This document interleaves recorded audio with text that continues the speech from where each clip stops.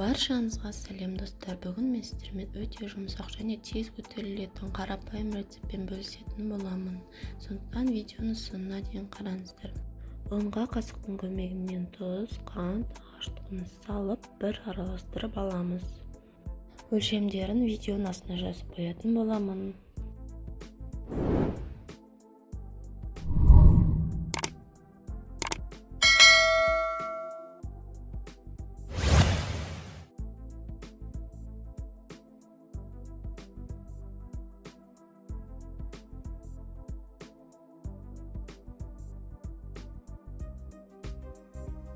Енді бәрін араластырып болғаннан кейін ортасын ашып, сұйық майымызды құйып, жылы суымызды құйып, көп-көптен құйып аламыз.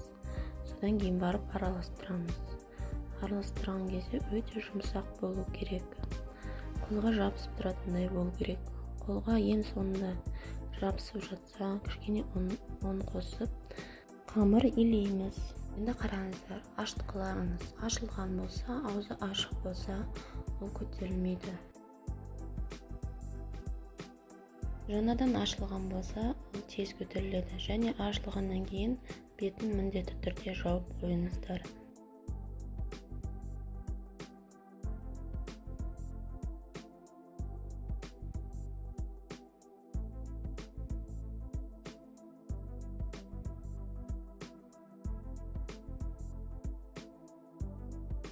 Елеп болғаннан кейін бетін жауып қоямыз. Менде 20 минуттан кейін көтерілді.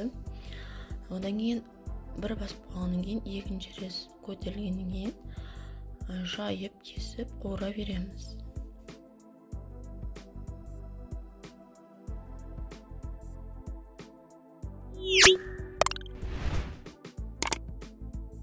Өзіңізде кез келген домалақ форманың көмегімен осылай кесіп дайындап бетін жауып қоямыз.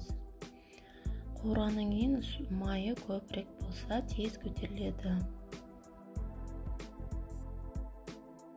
Сіздерге мен видеоларым ұнаған болса, маған жазылып, лайк басып, қоңырауша белгісін басуды ұмытпаңыздар. Жасап көріңіздер. Видеоны соңына дейін қарағандарыңыз үшін рахмет.